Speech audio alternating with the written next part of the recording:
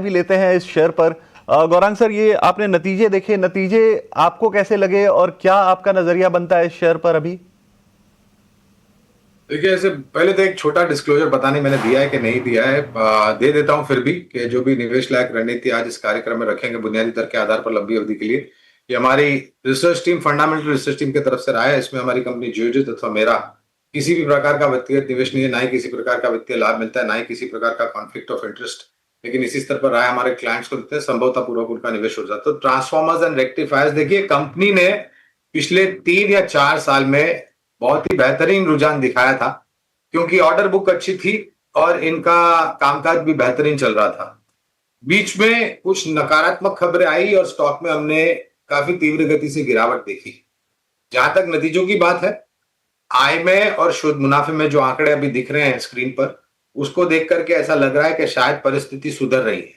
लेकिन मैं ये भी कहना चाहूंगा कि शुद्ध मुनाफे में शायद कोई एक्स्ट्रा ऑर्डिनरी आइटम या एक मुक्त मुनाफा न हो, उसका स्पष्टीकरण अभी तक मेरे पास तो है नहीं।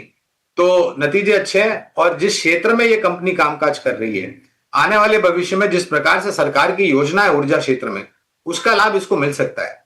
विशेष रूप में टिप्पणी नहीं कर पाऊंगा क्योंकि हमारी कवरेज नहीं है ट्रांसफॉर्मर्स एंड रेक्टिफायर्स पर। बिल्कुल। तो एक बार देखना पड़ेगा, डिटेल्स जब निकल कर आएंगी कि देखना पड़ेगा कि आखिर शेयर में गिरावट क्यों है। ये बैलेंस शीट को एक बार फिर से खंगालना पड़ेगा। निश्चित तौर पे हमारी रिसर्च टीम बैकएंड पे ये देख रही होगी।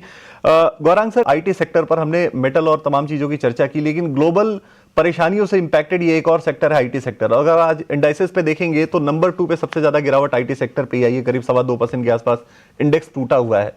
ये आईटी का पेन खत्म नहीं हो रहा।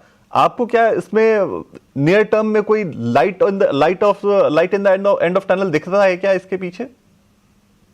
देखिए, आज आप छोड़ दीजिए, आज जिस प्रकार से बाजार है और जाहिर है जिस प्रकार की टिप्पणियां राष्ट्रपति ट्रंप ने करी है, उसको कारण आईटी क्षेत्र, क्योंकि जो भी एक्सपोर्ट, चाहे वो उत्पादन करने वाला एक्सपोर्ट क्षेत्र हो या फिर सर्विसेज करने वाला एक्सपोर्ट क्षेत्र, और आईटी बड़ी मात्रा में अमेरिका के ऊपर निर्भर है। और जिस प्रकार से बुद्धिमानी जीव राष्ट्रपति ट्रंप बात कर रहे हैं, भगवान करे उनको सद्बुद्धि मिले और विचारधारा उनकी सुधरे, यही प्रार्थना है परमात्मा से। लेकिन मैं अभी की बात नहीं करूंगा, मैं लंबी अवधि की बात करूंगा। और पहले मैं ये बताना चाहूंगा कि पिछले मेरे ख्याल से करीबन 8-9 महीनों में, जब से पिछले साल यही राष्ट्रपति ने जब टैरिफ की घोषणा की थी 180 देशों से ज्यादा पर, तब आईटी क्षेत्र बहुत ही बुरी तरीके से पिट गया था। तब भी हमने हमारे ही चैनल लिटिन और स्वदेश पर आकर के हमारा भरोसा जताया था आईटी क्षेत्र पर। उसके पश्चात आईटी कंपनियों के नतीजे अच्छे आए। आईटी क्षेत्र की सूचकांक ने अपना एक सर्वोच्च नया स्तर बनाया मेरे ख्याल से। और अब अनुमान यह है कि तीसरी तिमाही के नतीजे भी जिस प्रकार से दूसरी तिमाही के नतीजों के बाद मैनेजमेंट ने टिप्पणियां करी थी कारोबार को लेकर के और भविष्य को लेकर के, सकारात्मक आने की संभावना हमें लग रही है। हमने ये भी जताया कई बार 18 स्वदेश पर कि अगर आप आखिरकार निर्णय लेते हैं आईटी क्षेत्र में निवेश करने के लिए, तो आपकी निवेश की समय सीमा 1.5 से 2 साल की होनी चाहिए, जो कि अनिवार्य होगी इस तरीके की परिस्थिति में। छोटे शहरों से लेकर के मझोले शहरों से लेकर के दिग्गज शहरों में आईटी क्षेत्र में तीनों ही तरफ हमारी खरीदारी की राय है। आपको नजरिया लंबा रखना पड़ेगा, 1.5-2 साल का समय देना पड़ेगा। और जो कुछ भी कंपनियां कोशिशें कर रही हैं आर्टिफिशियल इंटेलिजेंस के अराउंड, अब उसको मटेरियलाइज होने में थोड़ा समय तो लगेगा, तो थोड़ा वक्त देना पड़ेगा आपको आईटी क्षेत्र में। लेकिन सरकारी खजाने से जुड़ी एक बड़ी खबर आ रही है, और वो ये कि FY26 में सरकार को पिछले साल के मुकाबले सरकारी कंपनी से ज्यादा डिविडेंड मिल सकता है। कितना ज्यादा डिविडेंड मिल सकता है? और गौरांग सर, आपसे ही व्यू लेना चाहेंगे। अब BHEL, कल ही तो हम चर्चा कर रहे थे कि 17 महीने के हाईस पर शेयर रहे, 4 महीने में करीब करीब 40% चल गया है, और अचानक से ये स्थिति। आपकी राय सर, क्या ये अपॉर्चुनिटी है? क्योंकि अभी तक क्लियर नहीं हो पाया, इतने बड़े फॉल के पीछे जरूर कोई सॉलिड वजह होगी, हालांकि अभी सामने नहीं आई है वो।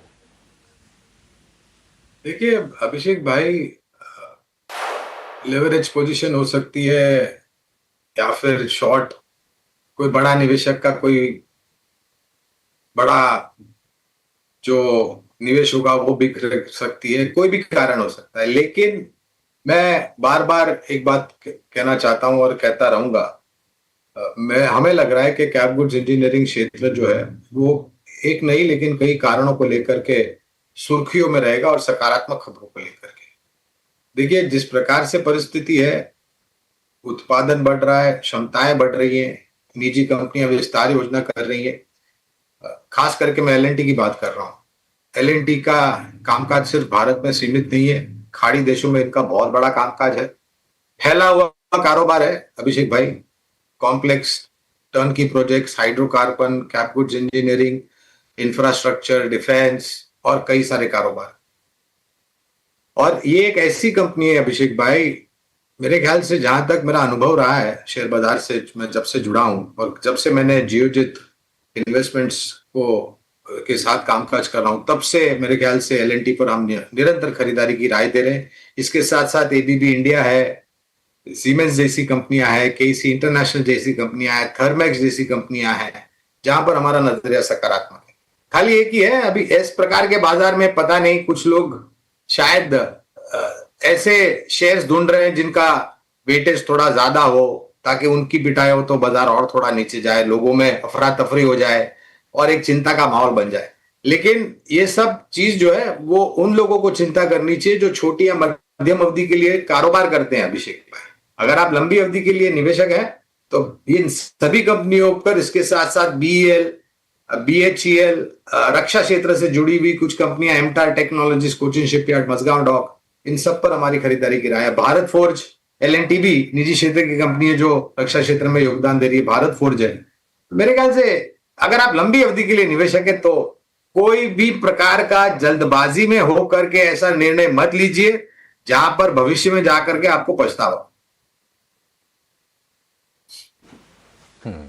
ठीक है, तो कुछ शेयर बताए हैं आपको गौरांग भाई ने, आप उन पर फोकस करके चलिए और लंबी अवधि में आप उनमें बाइंग कर सकते हैं। लेकिन भारी गिरावट आप देखेंगे कि बीएचईएल 10% नीचे और महारत्ना स्टेटस वाली कंपनी है। अब थोड़ी देर पहले प्रकाश जो खबर बता रहे थे कि सरकार ज़्यादा डिविडेंड चाहती है अपने पीएसयू से, क्या उससे लिंकेज है कि अगर मान लीजिए डिविडेंड ज़्यादा देना पड़ता है सरकार को या फिर निवेशकों को तो कैपेक्स वगैरह थोड़े प्रभावित हो सकते हैं?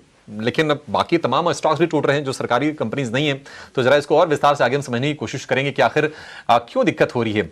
लेकिन दो तीन शेयर ऐसे हैं जहां पर आज हम वीक मार्केट में भी देख रहे हैं कि शॉर्ट कवरिंग हो रही है। एक तो काफी ज्यादा पिटा हुआ डिक्सन है और काफी लंबे समय से रेंज बाउंड है इटर्नल का शेयर। आज आप देखेंगे कि इंडेक्स का ये टॉप गेनर है, लगभग 1% के आसपास के मूव है, यानी निफ्टी में 50 में से जो 5 शेयर आज तेजी वाले हैं उसको लीड कर रहा है इटर्नल लगभग 1% के आसपास की तेजी के साथ। जिगर भाई, डिक्सन को लेकर आप कितने कन्विंस्ड हैं? क्या आपको लगता है कि छोटी छोटी जो बाइंग आ रही है लोअर लेवल से ये सस्टेन कर पाएगी?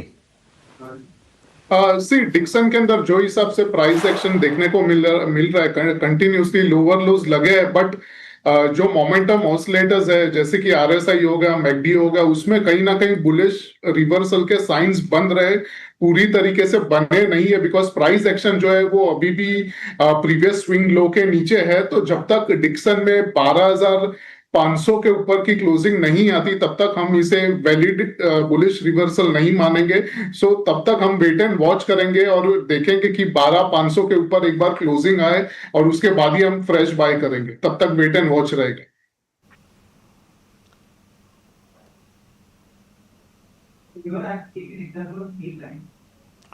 बिल्कुल। अब वक्त हो गया है एक और खास मेहमान को हमारे इस शो में शामिल करने का। हमारे साथ इस वक्त हैं लक्ष्मीकांत शुक्ला, जो टेक्निकल एनालिस्ट हैं यस सिक्योरिटीज़ के। लक्ष्मीकांत जी, बहुत स्वागत है आपका ईटी नाउ स्वदेश पर। और इसके पहले कि मार्केट के तमाम स्टॉक्स पर आपसे सवाल पूछें, सबसे पहले आपसे आपकी ट्रेडिंग कॉल्स ही हम लेना चाहेंगे कि कौन से वो स्टॉक्स हैं जो आपने सेलेक्ट किए हैं हमारे व्यूअर्स के लिए, जहां उनको आज खरीदारी या फिर कोई भी ट्रेड लेना चाहिए। जी, आप सभी को गुड आफ्टरनून। मार्केट में अच्छी गिरावट देखने को मिली है। सुबह के सत्र से ही हमने अच्छे खासे सेलिंग प्रेशर देखे हैं। तो सबसे पहला शॉर्ट का ही कॉल रहेगा। करंट मंथ के कॉन्ट्रैक्ट में हमें सीडीएसएल शॉर्ट करके चलना है। अभी फिलहाल ये 1440 445 के आसपास चल रहा है। तो मुझे लगता है कि यहाँ पर जिस तरीके से राइजिंग ट्रेंड लाइन का ब्रेकडाउन देखने को मिला है, इसमें फर्दर सेलिंग प्रेशर हमें देखने को मिल सकता है। स्टॉप लॉस हमें यहाँ पे मेंटेन करना है अराउंड दी लेवल्स ऑफ 1490 का, और जो निचले स्तर के जो टारगेट आ रहे हैं वो आ रहे हैं 1370 के। पहला कॉल सीडीएसएल का रहेगा जो कि फ्यूचर कॉन्ट्रैक्ट में हमें शॉर्ट करना है। और दूसरा जो कॉन्ट्रैक्ट है वो है बीएल, जो स्टॉक है वो बीएल है। तो भारत इलेक्ट्रॉनिक लिमिटेड में एक स्टेबिलिटी देखने को मिली है, और जिस तरीके से इसमें अभी 2 दिनों पहले ब्रेकआउट आए थे, अभी भी प्राइजेस के ऊपर ही सस्टेन कर रहे हैं। तो जो यहाँ पे हमें आज के सत्र में जो रिट्रेसमेंट मिल रहा है, तो मुझे लगता है कि एक बाइंग अपॉर्चुनिटी के तौर पे लेना चाहिए। 415 के आसपास अभी शेयर चल रहा है, तो मुझे लगता है कि 405 के स्टॉप लॉस के साथ इसमें बाइंग की जा सकती है। अगर स्टेबिलिटी आती है और मोमेंटम जनरेट होता है, तो जो 435 के जो टारगेट है वो अचीव होते हुए दिखाई दे सकते हैं बीएल में। बिल्कुल। सो दो पिक्स हैं, पहला है सीडीएसएल को सेल करने की उन्होंने सलाह दी है और जो टारगेट रखना है वो 1370 का फाइनल टारगेट होगा, लेकिन पहला टारगेट 1450 रुपए का होने वाला है। जो स्टॉप लॉस आपको रखना है वो 1490 रुपए का रखना है, 1490 का स्टॉप लॉस आपको रखना है। इसके बाद जो बीएल एक और स्टॉक पिक है उनका जिस पे खरीदारी की राय उन्होंने दी है, टारगेट जो है वो 435 का है, स्टॉप लॉस आपको 405 का मेंटेन करना है। ये दो पिक्स हैं। लक्ष्मीकांत जी, एक सवाल मैं आपसे पूछना चाहता हूं उन शेयरों पर जो सरकारी बैंक के शेयर हैं, क्योंकि आज अगर इंडाइसेस में देखेंगे तो 2% के आसपास सरकारी बैंकों के शेयर टूटे हुए हैं। क्या आपका नजरिया है इन बैंक के शेयरों पर? एसबीआई को लेकर आज एक कॉलर ने भी सवाल पूछा था कि उनको होल्ड करना चाहिए या नहीं करना चाहिए, तो आपका क्या नजरिया बनता है इन बैंक शेयरों पर, सरकारी बैंक शेयरों पर? बैंकों में हमारा नजरिया पॉजिटिव ही है। तो हमें लगता है कि अगर इस टाइप के अगर रिट्रेसमेंट आते हैं, तो हमें लोअर लेवल्स पे बाइंग करके ही चलना चाहिए। जैसा कि एसबीआई की अगर बात करें, तो एसबीआई में हालांकि 2 दिनों से प्रॉफिट बुकिंग देखने को मिल रही है 1222 के टॉप के बाद, बट अभी भी मुझे लगता है कि ओवरऑल स्ट्रक्चर बुलिश साइड का ही है। तो अगर ये 970 के आसपास मिलता है, 970 975 के शाह हमारे आसपास, साथ जुड़ तो रहे हैं। बेहतर रहेगा बाय गौरांग करके सर, चलें, आपका क्योंकि बहुत यहाँ पर स्वागत है। 20 डीएमए लेवल्स आ रहे हैं। मार्केट की मुझे लगता है कि गिरावट जो वहां है से वो फिर आपको रिबाउंड किस देखने को डायरेक्शन में मिलेंगे। जाती हुई दिख रही है? हालांकि क्या ऐसा कोई अपसाइड का मूव तो देखने को नहीं मिलेगा, बट एक ग्रेजुअल अपसाइड का मूव हमें धीरे धीरे एसबीआई में देखने को मिल सकता है। इसी में से हमारा जो दूसरा पिक है वो बैंक ऑफ बड़ौदा है। यहाँ पर भी जो हमारा जो कन्विक्शन है काफी स्ट्रांग है। तो हमें लगता है कि यहाँ पर भी अगर हम बाय ऑन डिप की स्ट्रेटेजी के साथ इसको भी बाय करके चलेंगे, तो यहाँ पर भी हमें अच्छे रिटर्न मिल सकते हैं। लोअर लेवल्स पे अगर मैं बात करूँ तो 290 292 का लेवल्स है। अगर ये यहाँ तक रिट्रेस होता है तो एक बेहतर अपॉर्चुनिटी रहेगी जहां पर हम बाइंग रिकमेंड कर सकते हैं। और उस दौरान हमें स्टॉप लॉस लेकर चलना है 280 रुपीज का। और अपसाइड के जो टारगेट है, अगर वहां से रिबाउंड देखने को मिलता है, तो हमें 315 से लेकर 320 की रेंज देखने को मिल सकते हैं बैंक ऑफ बड़ौदा में। तो बैंक ऑफ बड़ौदा पर पॉजिटिव नजरिया है, उन्होंने टारगेट्स भी बताए, आपको टारगेट्स जो है वो सजेस्ट किए गए। लेकिन एक चीज जो काफी आज के मार्केट में देखने लायक है लक्ष्मीकांत जी, आज जितने भी इंडाइसेस हैं लगभग सारे 1-1.5%, 2%, 3% तक टूटे हुए हैं। दो इंडाइसेस हैं, हमेशा ये कहते हैं कि जब बाजार में बहुत गिरावट आती है तो उन चीजों की तरफ मार्केट जाता है जो कंज्यूमर से रिलेटेड हो, जैसे एफएमसीजी, कंज्यूमर ड्यूरेबल्स। आज के अगर मार्केट को देखें तो इन्हीं दो इंडाइसेस में थोड़ी सी, एक कहें तो सस्टेन करने की ताकत दिख रही है, थोड़ा मार्केट को बचाने की कोशिश कर रहे हैं। एफएमसीजी 0.5% के आसपास करीब ये टूटा हुआ है, कंज्यूमर ड्यूरेबल्स भी करीब 5% के आसपास इसका इंडेक्स टूटा हुआ है। क्या इन दोनों सेक्टर्स में आपको कोई अपॉर्चुनिटी नजर आती है, क्योंकि ये रिलेटिवली सेफर सेक्टर्स माने जाते हैं? देखिए, स्टेबिलिटी तो है, और जितनी गिरावट हमें अदर इंडेक्स में देखने को मिली है, उतनी हमें निफ्टी एफएमसीजी स्पेस में और कंज्यूमर ड्यूरेबल में नहीं देखने को मिली है। सो अगर मैं निफ्टी एफएमसीजी स्पेस की बात करूं, तो यहाँ पर मुझे डाबर काफी अच्छा लग रहा है। हालांकि जो ब्रेकआउट है वो हमें आता हुआ दिखाई देगा 530 के ऊपर, तो मुझे लगता है कि थोड़ा सा वेट करना पड़ सकता है। बट अगर डाबर आने वाले समय में 530 के लेवल के ऊपर सस्टेन होता है, तो वहां से हमें डबल बॉटम ब्रेकआउट का एक्सपेक्टेशन है। तो वहां से मुझे लगता है कि फर्दर अपसाइड के मूव देखने को मिल सकते हैं। फर्स्ट लाइन ऑफ रेजिस्टेंस 530 के बाद 555 का है, तो वहां से हमें 3 to 4% के अपसाइड के मूव डाबर में देखने को मिलेंगे। सो करंट लेवल पे भी स्टेबिलिटी है, तो उसके मद्देनजर हम करंट लेवल्स पे भी बाइंग की सलाह दे सकते हैं। बट थोड़ा स्टॉप लॉस हमें 505 का लेना पड़ेगा, और जब तक ये स्टॉक इसके ऊपर रहता है तब तक हम ब्रेकआउट का एक्सपेक्टेशन कर सकते हैं। वही मैं कंज्यूमर ड्यूरेबल स्पेस की बात करूं, तो यहाँ पर जो स्टॉक है वो है वोल्टास। तो वोल्टास में हमें पिछले कई 3 से 4 5 दिनों का अगर हम सेशन देखें, तो वहां पे हायर टॉप्स हायर बॉटम बनते हुए दिखाई दे रहे हैं। और पिछले सेशंस में इसने अपने प्रीवियस स्विंग हाई को निकाला था, जो कि 1460 के 463 के आसपास आते हुए दिखाई दे रहे हैं। तो आज वो इसको रिटेस्ट करता हुआ दिखाई दे रहा है। तो मुझे लगता है कि 1460 के आसपास वोल्टास में भी बाइंग करने की अपॉर्चुनिटी हो सकती है। और अगर वहां से हमें एक बाउंस बैक मूव मिलता है तो मुझे लगता है कि यहाँ पर भी अपसाइड के मूव देखने को मिलेंगे, और जो नेक्स्ट अपसाइड के लेवल्स हैं वो हमें फिर 1550 तक के आते हुए दिखाई दे रहे हैं। ठीक है, वोल्टास को लेकर ये व्यू हो गया, लेकिन एक बार फिर से जरा बीएचईएल हो गया, सीमेंस हो गया, या फिर एबीबी जैसे शेयर है स्क्रीन पर लेकर आइए। बीएचईएल की जो गिरावट से और गहराती हुई दिख रही है, और आज इंट्राडे में बीएचईएल का शेयर 260 रुपए तक गिर गया। वहां तक गिरने के बाद थोड़ा थोड़ा हम देख रहे हैं कि संभलने की कोशिश कर रहा है। और थोड़ी देर पहले मैं आपको हमने जो खबर बताई थी कि चाइनीज कंपनीज पर जो रिस्ट्रिक्शंस हैं उसको हटाने पर वित्त मंत्रालय विचार कर रहा है, और वो भी भारत में बिडिंग कर पाएंगे कंस्ट्रक्शन प्रोजेक्ट वगैरह में। क्या ये रीजन है? हालांकि अभी मतलब पुख्ता जानकारी नहीं, एजेंसीज के हवाले से वो खबर आई थी, और एक रीजन वो जरूर हो सकता है। और आप देखिए कि सारे के सारे शेयर डी लो पर जाकर इस वक्त स्ट्रगल करते हुए आपको दिखाई देंगे, चाहे वो बीएचईएल हो, सीमेंस हो, एबीबी हो, एलएनटी हो, जितने भी कैपिटल गुड्स वाले स्टॉक्स हैं। अदरवाइज कोई ऐसी चिंता की बात तो थी नहीं, तो हम रीजन तलाशने की कोशिश कर रहे हैं। देखते हैं कि क्या लिंकेजेस होते हैं, चीजें थोड़ी और साफ हो जाएंगी कुछ देर में, और हमारी नजर इन स्टॉक्स पर लगातार बनी हुई है।